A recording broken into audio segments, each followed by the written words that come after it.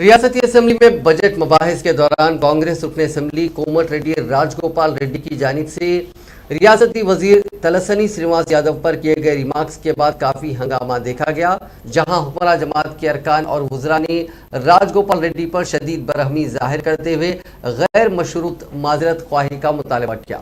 वजीर बल्दी नज़्म के.टी. रामाराव ने कांग्रेस के रुकन असेंबली कोमट रेड्डी राजगोपाल की जानिब से वजीर श्रीनिवास यादव के खिलाफ किए गए संगीन रिमार्क्स पर अपने शदीद रद्दमल का इजहार करते हुए कांग्रेस रुकन असेंबली पर जोर दिया कि वो श्रीनिवास यादव से गैर मशरूत माजरत ख्वाही करें। बसूरत दीगर स्पीकर असेंबली पोचाराम श्रीनिवास रेड्डी से ख्वाहिश की कि वो कांग्रेस रुकन असेंबली के खिलाफ कार्रवाई करें। असेंबली में बजट पर हो रहे मुबाहिस के दौरान कोमट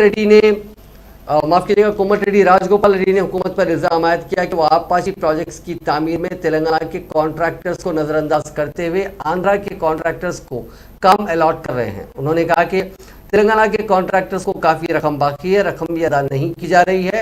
कॉन्ट्रैक्टर्स के ताल्लुक से असेंबली में तज़किरा करने पर ऐवान में मौजूद रियासती वजीर श्रीनिवास यादव ने कांग्रेस रुकन असेंबली कोमट रेड्डी राजगोपाल रेड्डी से कहा कि वो जब कभी भी असेंबली में बात करते हैं तो कॉन्ट्रैक्टर्स के ताल्लुक से ही करते हैं। वजीर मौसूफ ने रुकन असेंबली को कॉन्ट्रैक्टर्स से ताबीर किया, जिस पर राजगोपाल रेड्डी बरहम हो गए और उन्होंने वजीर श्रीनिवास यादव से मुखातिब होते हुए कहा कि जुआ खेलने वाले भी काबीना में नुमाइंदगी कर रहे हैं। कांग्रेस रुकन असेंबली के इस रिमार्क पर हुक्मरान जमात के अरकान और वज़रा ने शदीद बरहमी जाहिर की। इस मौके पर कुछ देर के लिए ऐवान में गड़बड़ देखी गई।